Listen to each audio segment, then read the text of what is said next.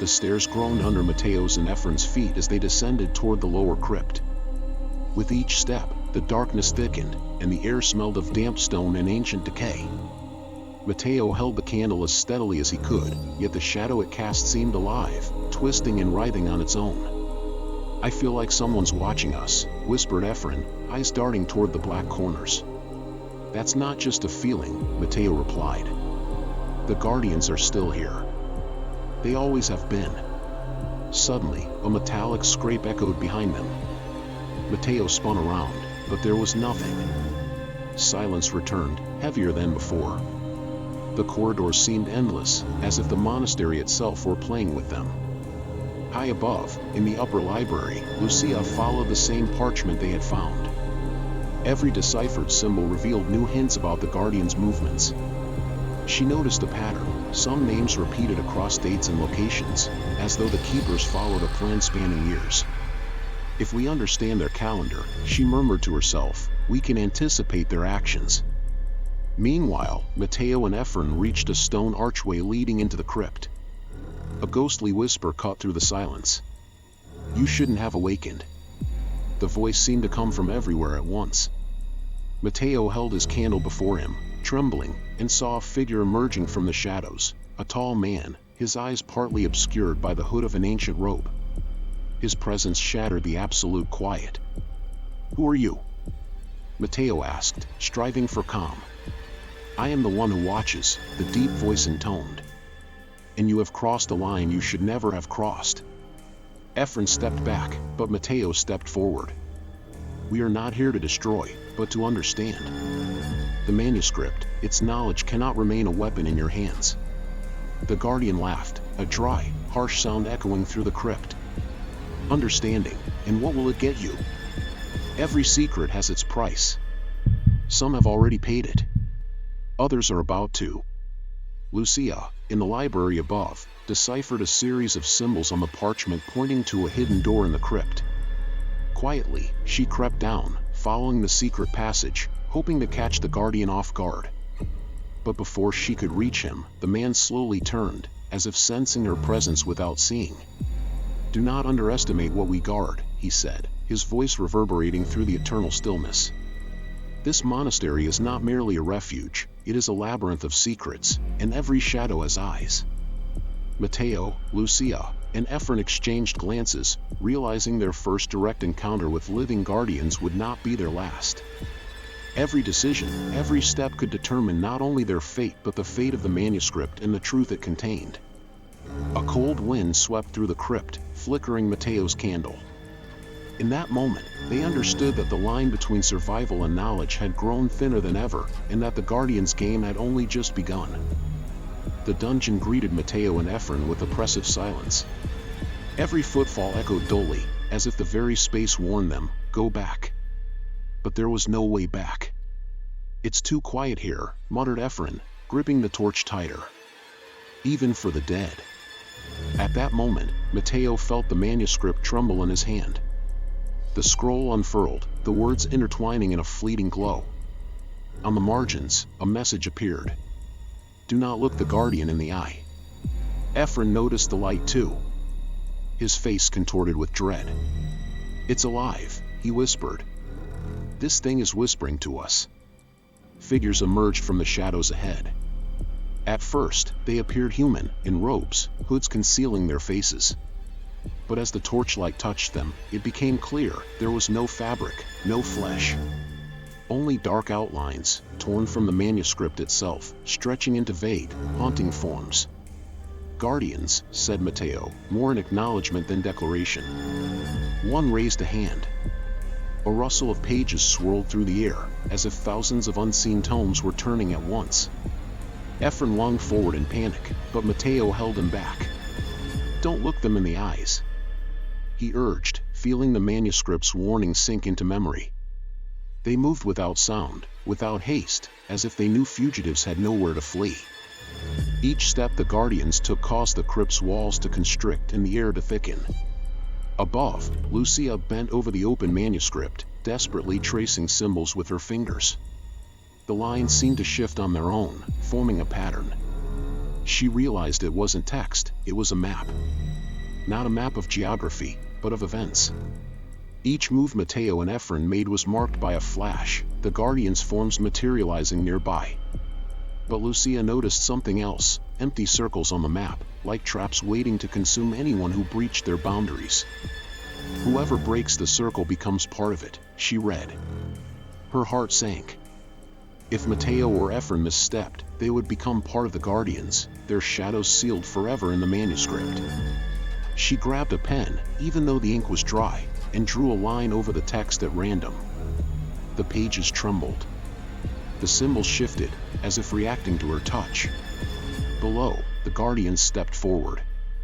Their shadowed faces stretched, and Mateo suddenly realized it was not mere darkness watching. They were gazing into the abyss itself, ready to consume the mind. "They're pulling us in," shouted Efraín, shielding his eyes. "Just a little more, and I..." But one of the circles on the floor flared like an invisible line. The Guardians froze. Mateo gasped. The circle separated them from the shadow figure. The manuscript rustled in his pocket. A new line appeared. "Your sister writes with you." Mateo understood. Lucia in the library was controlling the text. Her intervention was their only shield. "Lucia, hold the circle." He shouted into the void, knowing that somewhere above, she would hear not his voice but the words woven into the pages. At that instant, the library shuddered. Lucia, drenched in cold sweat, watched in horror as the manuscript reshaped its lines faster than she could read. The symbols formed a new warning. The price of the circle is the soul of its holder. Her hand froze. The choice was clear. She could maintain the circle, saving Mateo and Efraín, but lose herself in the process. Lucia felt her hand tremble over the page. The words "the price of the circle is the soul of its holder" left no room for hesitation. She knew that retreat meant death for Mateo and Efraín, and staying meant losing herself. She pressed the pen down. Ink, though there was none, spilled black from the very paper. The symbols merged, the circles on the map snapped shut. In the crypt, an invisible wall flared. The Guardians halted, as if colliding with glass. "What's happening?" Efraín breathed, clutching the torch to his chest, sweat streaming down his face. "The circle is closed," Mateo whispered, hardly believing it himself. "Lucia is holding them." The Guardians stretched their hands, their shadows spread across the floor like ink on water. But the circle would not let them pass. They hissed silently, voiceless, yet in Mateo's mind a choir whispered. "Every sacrifice is a beginning. Every soul is part of the circle." He turned away, pressing his temples. To listen too long was to risk madness. In the library, Lucia felt ice weaving through her body. The shadow on the wall behind her no longer mirrored her movements. When she raised her hand, it remained still, as if awaiting a command. "Part of me is already gone," she whispered. A new warning appeared on the page. "Do not let the circle close forever, or you will become its heart." Lucia shuddered. She could still free herself, but only if she found a way to break the circle completely. Below, Efraín stepped forward, testing the boundaries. The circle held, but his reflection in the Guardian's eye glimmered, as if someone else was looking out from within. "I feel them inside," he rasped. "They want me to stay. To replace someone." Mateo grabbed his shoulder. "Don't give in. Lucia holds them for us. If you surrender, her sacrifice is wasted." Efraín looked away, voice breaking. "But what if the circle chose me?" At that moment, the crypt shook. A stone slab slid aside, revealing a passage deeper into darkness. Damp, fetid air blew out. The Guardians retreated, acknowledging a new move in the game. "They're showing a path," Mateo said. "But not for us. They want a sacrifice." Efraín stepped toward the passage, but the circle held him, as if the manuscript itself refused to let him choose fate too quickly. Lucia saw the same on the map, a new corridor emerging, leading to the monastery's heart. A note appeared. "Sarcophagus of the First." She realized the key was there. The sarcophagus held the answer to the manuscript's origin and the Guardians. But every step would cost them strength, perhaps even their lives. She pressed her hand to the pages. A word emerged, as if written by her own hand. Go! The manuscript shivered in Mateo's grasp. He glanced at Efraín. It's Lucia. She has opened the way. Efraín exhaled, eyes fixed on the Guardians beyond the circle. Then let's go. But remember, someone will stay behind. And they stepped into the new passage, unaware that with each stride, Lucia's shadow grew ever stranger. The passage descended ever lower, as if pulling them into the very womb of the monastery. The stones beneath their feet were smooth, worn by centuries of footsteps that had traveled the same path. Efraín's torch barely illuminated the way. The darkness seemed to swallow the light whole. Do you feel it? He asked.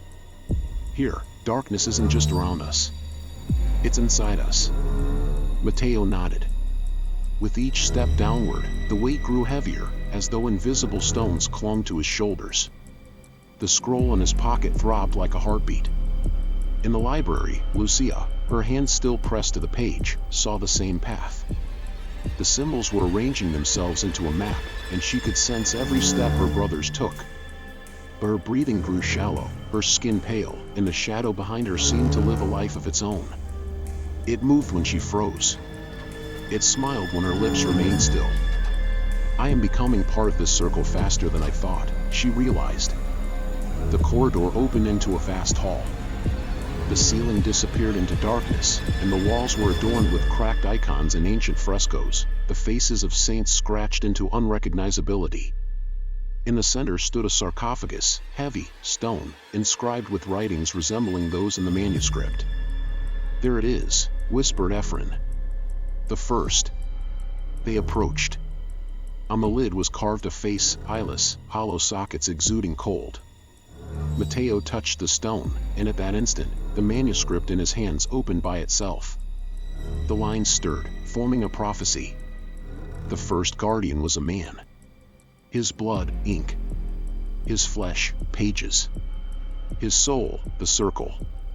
Efraín jerked his hand away from the sarcophagus. This isn't just a book, it's him. The whole text is written by a living person. Lucia, reading the same lines above, felt a chill pierce her heart. She understood, the manuscript was not an object, but a living entity, feeding on those who became part of it. New words appeared in the margins. The next must choose for himself. She understood, the manuscript would not accept a random sacrifice. Someone must consciously agree to become the new guardian. In the crypt, Mateo and Efraín lifted the sarcophagus lid. The stone resisted with a grinding groan. Inside lay a desiccated but uncorrupted corpse, its skin etched with symbols, eyes replaced by two black coals, glowing faintly. Suddenly, the corpse parted its lips, and a whisper escaped the hollow mouth. Who will continue the circle? Efraín stumbled back, dropping the torch. The flames leapt across the stone, casting wild, writhing shadows. Did you hear that? He shouted. Mateo clutched the manuscript. The lines before his eyes trembled. The circle cannot be broken. Only passed on. Lucia, in the library, squeezed her eyes shut. Her own shadow no longer hid, it stood beside her like a second figure, whispering. You know who must be next. You know that without a sacrifice, the circle will not hold. In despair, Lucia closed the manuscript, but the words continued to echo inside her, as if they no longer belonged to the pages but had become part of her very being. Mateo leaned over the sarcophagus. The dead eyes ignited, and the whisper grew louder. Who will enter the circle in my place? Efraín stepped back, trembling, yet a strange calm flickered across his face. He whispered, Maybe, it should be me. In the library, Lucia closed her eyes, trying to shut out the shadow that whispered relentlessly into her ear. But the whisper only grew stronger, as if the walls themselves had begun to speak in her voice. She reopened the manuscript. The pages no longer obeyed her, they turned themselves, guiding her to the right spot. And then she saw words she could scarcely bear. When the circle is broken, its heart shall be taken by Lucia. The name was inked in dark, fresh strokes, as if written at that very moment. No, her voice broke. This is impossible. But the shadow leaned closer, pointing to the page. Its face mirrored her own, twisted into a smirk. You knew this from the start. The circle sought you, and you have already given it part of yourself. You think you can escape? Below, in the hall of the sarcophagus, Efraín stood over the body of the first guardian. His lips quivered, his eyes glimmered with an inner struggle. Maybe this is my role, he looked at Mateo. If someone must stay, let it be me. Silence. Mateo grabbed his shoulder. It's a trap. The manuscript doesn't choose, it devours. But barely had he spoken when the manuscript in his hands flared, the lines arranging themselves into prophecy. Efraín, the shadow. Mateo, the witness. Lucia, the heart. Mateo froze. The words left no room for doubt. He breathed. They want Lucia. At that moment, Lucia felt something coil around her heart. An invisible thread stretching from the book itself. Each beat slowed, as if her life were seeping into the pages. When the circle is broken, she read again. Its heart shall be taken by Lucia. She slammed the manuscript shut, clutching it to her chest, but it only worsened. The words pulsed inside her, as if the book now beat in unison with her own heart. No, if I become part of the circle, then this will never end, she whispered.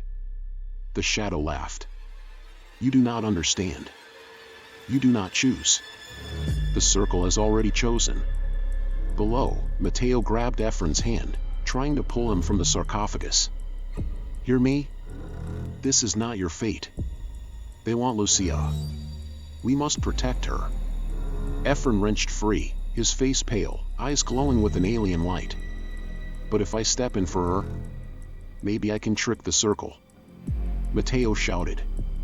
You don't understand. No one can cheat it. Anyone who tries becomes their shadow.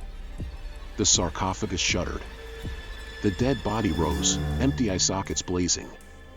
From them came the same voice that echoed in Lucia's mind.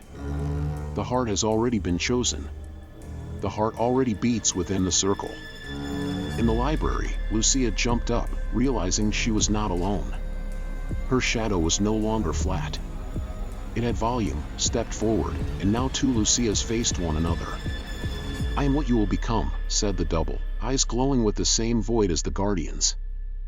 The sarcophagus fell silent, the lid sealing once more, but the words of the dead guardian lingered in Mateo's mind. The heart has already been chosen. Efraín sat against the wall, holding his head. The torch crackled beside him, but he seemed oblivious. His shoulders shook, his breathing rasping. Efraín, Mateo called cautiously. It's them. Don't listen. His brother lifted his head. For a moment, his eyes gleamed with emptiness, reflecting not the torchlight but the abyss itself. I hear them, Mateo, he whispered. Their voices are inside me.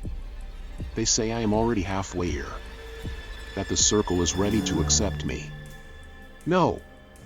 Mateo seized his shoulders and shook him. This isn't you. It's their poison. We must hold together.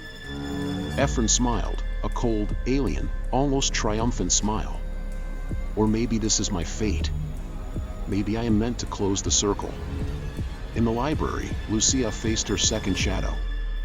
They moved asynchronously. The double stepped forward when she stood still, speaking words she had not uttered. You are losing your brothers, the shadow said. Efraín is nearly with them. If you do not accept your place, they will fall one by one. Silence. Lucia shouted, her voice trembling. The shadow merely tilted its head and reached for the book. Let me write for you. I am already part of the circle. I can do it better. You are too afraid. Lucia pulled back the manuscript, feeling her strength draining. Every word, every symbol drew her soul away. Below, Efraín rose abruptly. His movements were jerky, unnatural, like a puppet on strings. Mateo realized his brother was no longer fully his own. "Efraín, don't!" he shouted, blocking the way to the sarcophagus. "You are not a sacrifice. You are my brother." "Your brother," Efraín whispered, his eyes flickering briefly to human, but not for long. He shoved Mateo with such force that he fell onto the stones. The torch went out, plunging the crypt into darkness. In the library, Lucia's shadow laughed. "See? Everything collapses. Without a sacrifice, the circle cannot hold.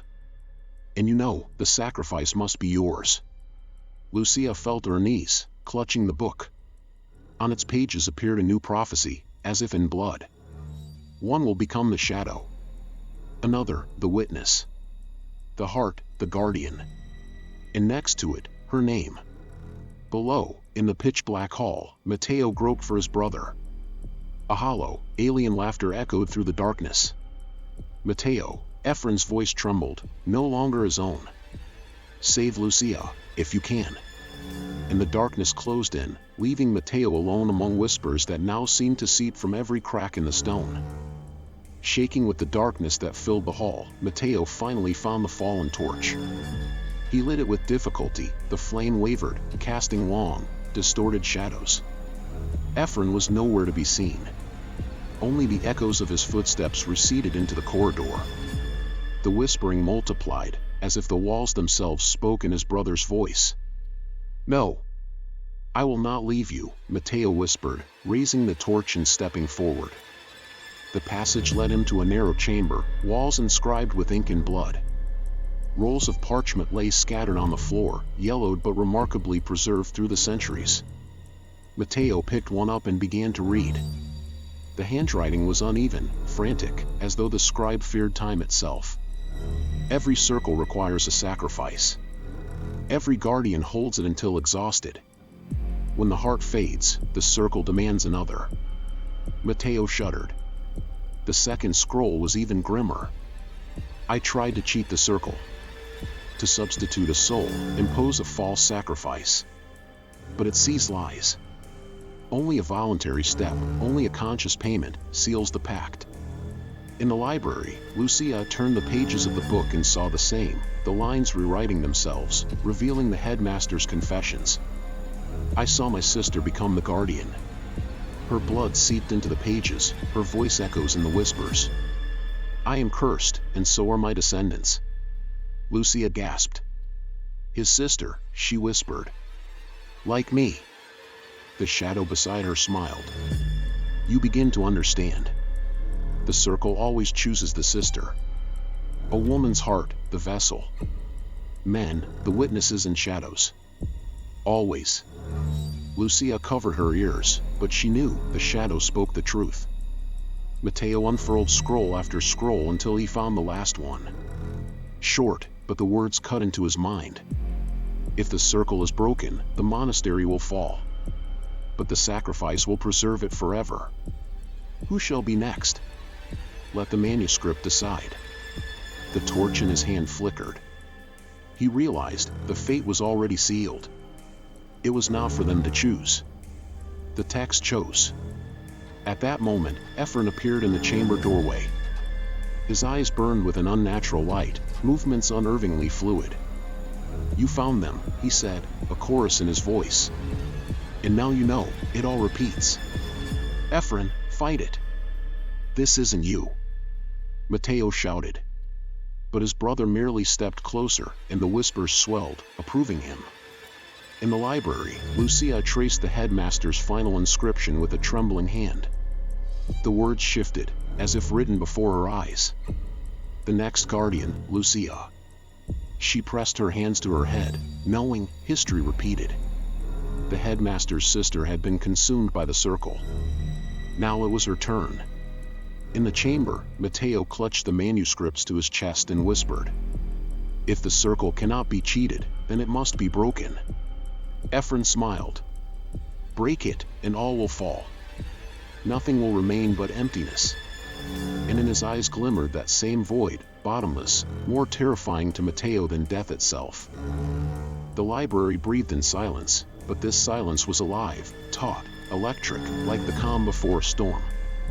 Lucia sat at the massive table, the ancient manuscript open before her, ink and quill at the ready. The shadow stood beside her, leaning over the pages, fingers grazing the lines. "Write," it commanded. "Only then can you hold your brothers. Only then can you change the prophecy." Lucia hesitated. She knew that every mark, every stroke of the quill, bound her tighter. Yet the lines stirred, crawling from the paper, demanding completion. "If I inscribe my will, then the book will become mine," she whispered. The shadow laughed. "No. You will become it." Still, she dipped the quill in ink. The first words trembled, uncertain, but she immediately felt it. The manuscript drank them greedily, like parched earth welcoming rain. "Not Lucia, the heart of the circle. Let the guardians be the shadows whispering in the dark. Let human souls be free." The ink flared crimson, as if blood seeped through the page. The parchment shivered, and the shadow behind her gasped. "You dared rewrite the law?" Lucia gritted her teeth and continued, faster now, almost without thought.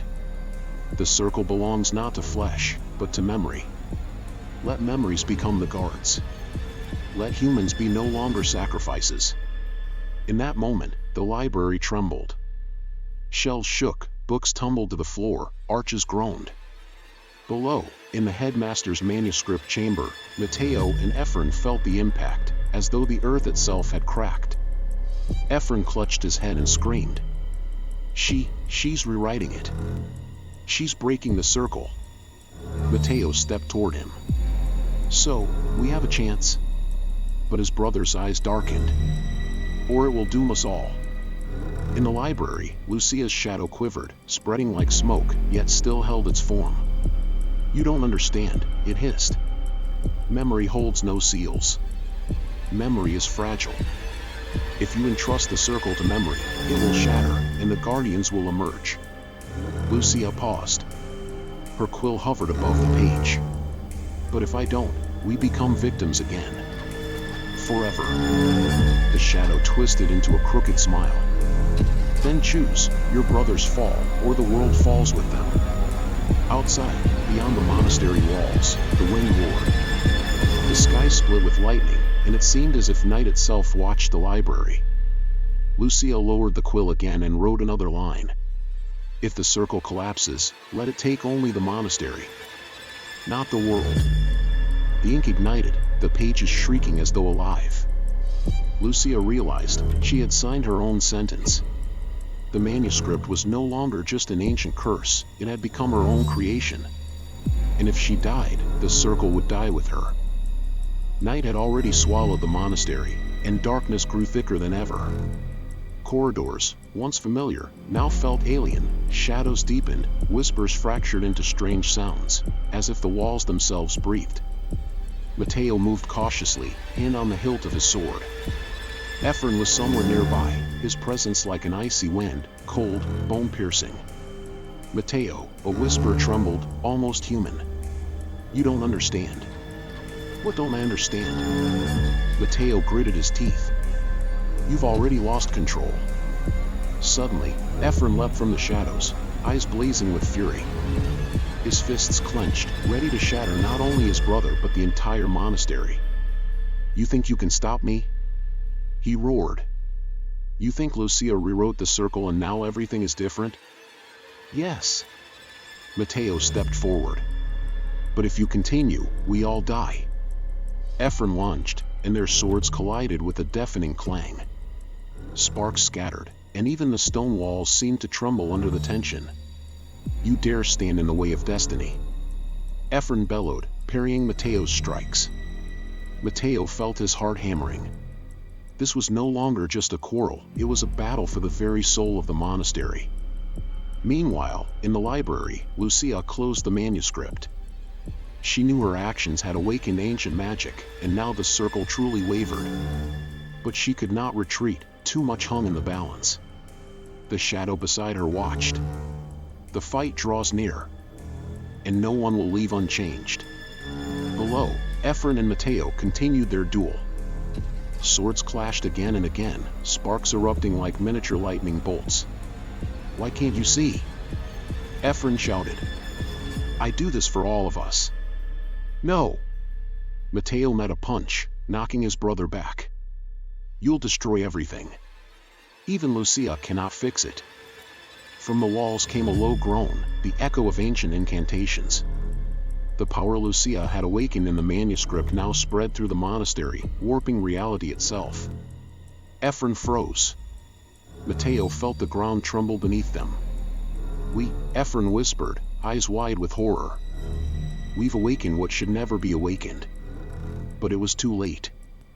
The force Lucia had unleashed was already reshaping the very fabric of the monastery. Both brothers understood, the battle was no longer just for control of each other. It was for the life of the entire world. The monastery transformed. Not immediately, but gradually, as if the very architecture breathed, reshaping itself under an invisible power. Stone walls shivered, arches warped, and ancient frescoes seemed to awaken, eyes of saints following every motion. Mateo stood in the center of the hall, breathing heavily. His sword was scratched and battle-worn, and his gaze tracked Efraín's every move. The latter stepped back to the window, moonlight revealing strange patterns glowing faintly on his skin, the trace of Lucia's manuscript. I never wanted this," Efraín whispered. "It was meant to help us." "Help?" Mateo clenched his fists. "You don't understand the scale. This power is not for us. It will destroy everything if we don't stop it." At that moment, the entire hall trembled. Tiny shards of stone rained from the ceiling, and the air crackled with sparks, as if space itself had become unstable. "Lucia," Mateo murmured. "If you rewrote the circle, you must know how to stop this." In the library, Lucia raised her hands above the manuscript. Pages flipped themselves, ink glowing with a hot light. She spoke a spell, carefully weaving the lines of fate into a new chain. "Just a little more time," she whispered, feeling the magic resist, as if the manuscript itself fought back. Meanwhile, Efraín stepped toward Mateo, not to strike. His movements became fluid, almost dance-like, the glow on his skin brighter than ever. "Mateo," he said. "I feel it, this world inside me. Everything we've uncovered, it doesn't want destruction. It wants balance." "Then we must work together," Mateo replied, lowering his sword. "Or everything will perish." When their hands met, magic erupted around the hall in a soft radiance. The walls ceased trembling, and the air calmed. But it was only the beginning. The monastery stood, yet its very fabric had changed forever, just like the brothers. Lucia closed the manuscript, exhaling heavily. She knew they had won the first battle, but the cost had been high. And greater trials awaited them still. Stepping out of the monastery, Mateo felt a strange mix of emptiness and tension. For years he had believed he understood the boundaries of magic, but now they had stretched, as if the world itself had grown pliable and unpredictable. Efraín walked silently beside him, a rare expression flickering across his face, a blend of relief and unease. "We did it," Mateo murmured. "But what now?" "Now the world will feel the change," Efraín said. "Do you see? Even the air, it seems to vibrate." On the horizon, the first signs of the unusual began to appear. Trees that had seemed ordinary now glowed faintly from within, and the wind carried strange sounds, like whispers just beyond understanding. Villagers peeked nervously from their windows. "Magic hides no longer," Lucia said, walking behind them, the manuscript clutched tightly in her hands. "It's emerging. And this is only the beginning." Suddenly, a deep, resonant roar came from the forest. Beast or spirit, it was hard to tell. It was not aggressive, more curious, as if the world itself had begun to explore itself after the humans' intervention. Mateo and Efraín exchanged a glance. Their victory in the monastery had been only the first part of the trial. Ahead lay a world reshaped by Lucia's magic, and they would have to learn to live with its consequences. "We need to warn people," Mateo said. "They don't understand what's happening."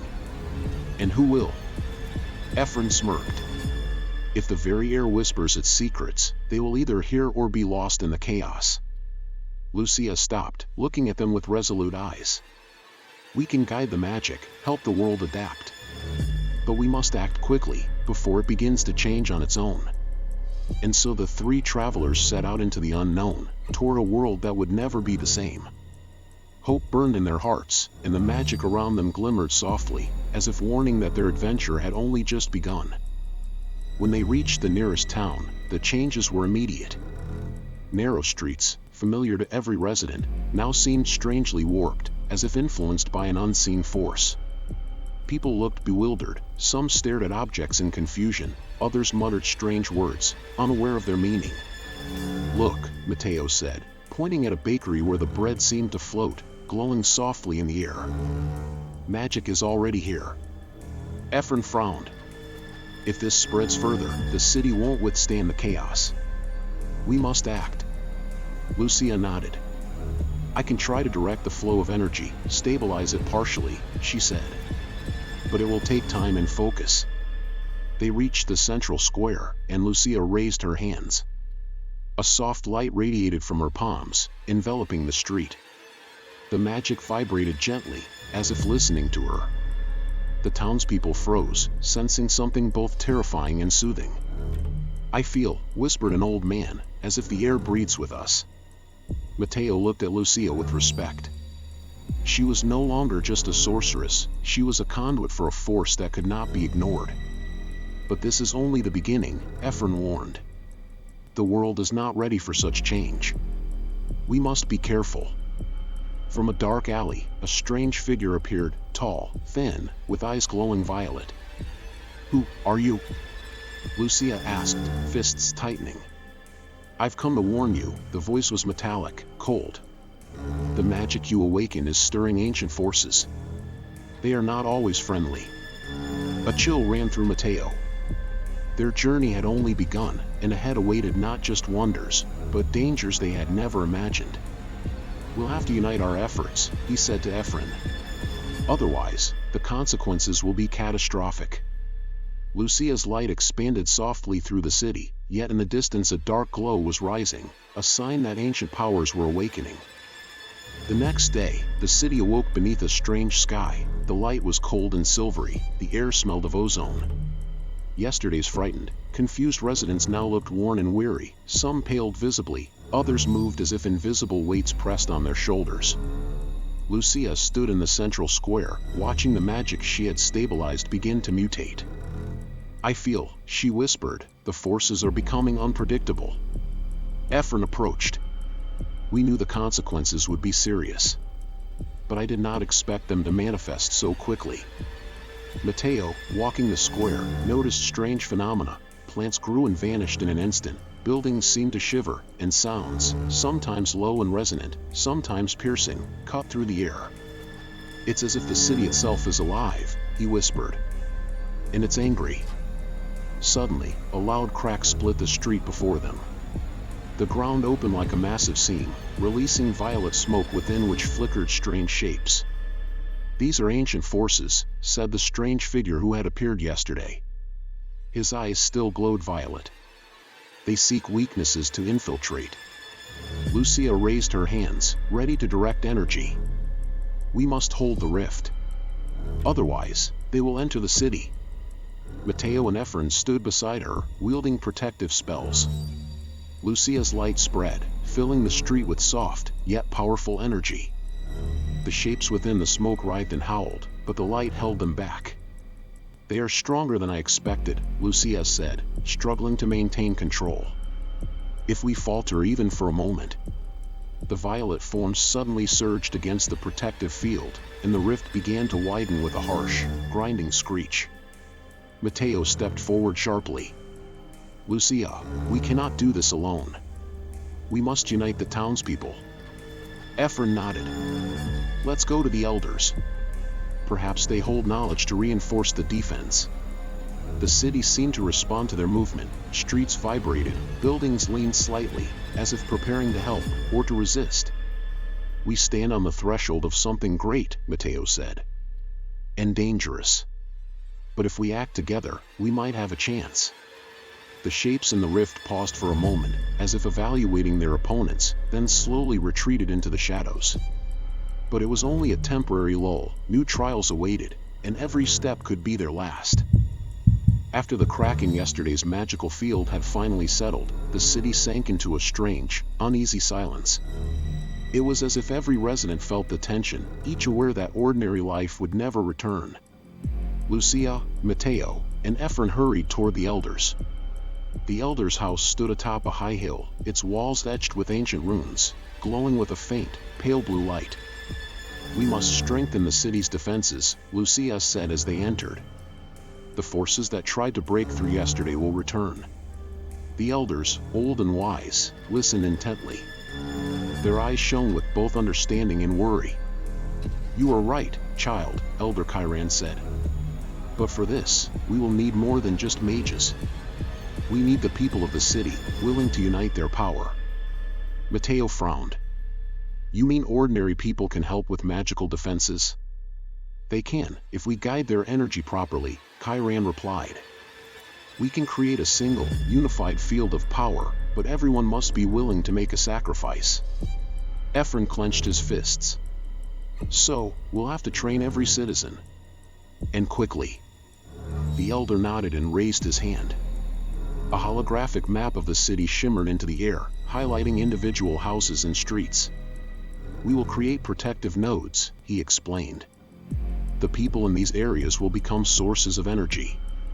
We will amplify them through spells and amulets so they become part of the magical network." Lucia felt a surge of responsibility. Each citizen was not just a face in the crowd, they were a fragment of the power that could save the city. "I can start at the central square," she said. "My energy is strongest there." "Very well," the elder nodded. "But remember, it is dangerous. The forces we contain will not wait for mistakes." A faint crackling sound echoed. Lucia turned, and on the horizon, a flicker of violet light shimmered once more. "They're already here," Mateo whispered. "And now they know we intend to oppose them." Lucia exhaled. "Then we must act faster than they do. Otherwise, the city may fall." The elders began distributing amulets, directing the citizens to the nodes, and giving final instructions. Efraín and Mateo helped train the people in the basics of magical control. As night fell, the protective nodes glowed with soft blue light, forming an invisible network. Lucia stood at the center of the square, feeling the energy of each person connect with her own, merging into a single field.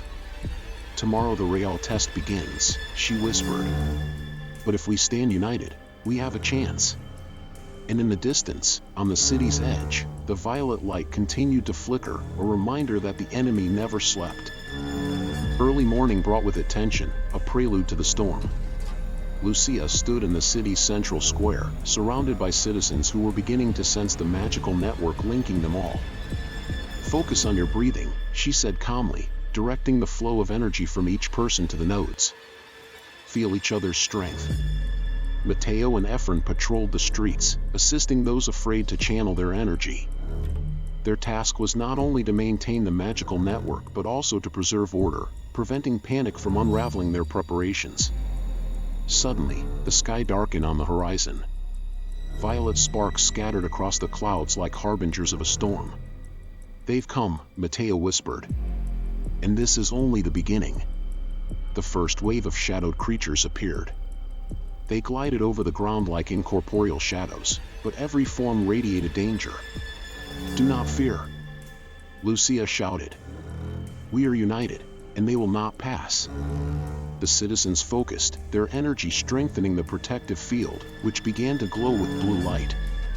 The creatures approached, but when they touched the edge of the magical shield, their forms dissolved into the air. Efraín exhaled in relief, but Lucia knew this was only the first wave. Larger figures appeared on the horizon, massive, clad in gleaming violet armor, each moving with incredible speed. "They are stronger than I expected," she murmured, feeling the residents' energy tremble with both fear and determination.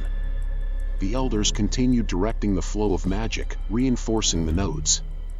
Mateo noticed movement at the edge of the field, a small shadow slipped between the buildings. "Lucia, look," he shouted. Someone is trying to reach our central node. Lucia moved instantly, a radiant shield of pure energy forming beside her. The shadow tried to pass through it, but the shield repelled it immediately. This trial is not just for us, she said, clutching the amulet that bound her to the network. Everyone must be ready. Suddenly, the energy field expanded, encompassing the entire city center. People felt their fear transform into power, their doubts dissolving into confidence. Hold fast, Lucia cried. Together we are stronger. Then the first major enemy struck the shield. Its massive form collided with the magical network, and for a moment it seemed the shield would crack. But from the center of the field, a surge of blue energy erupted. Lucia channeled all the power into a single, devastating beam, and the enemy's shadow disintegrated into the air, as if it had never existed.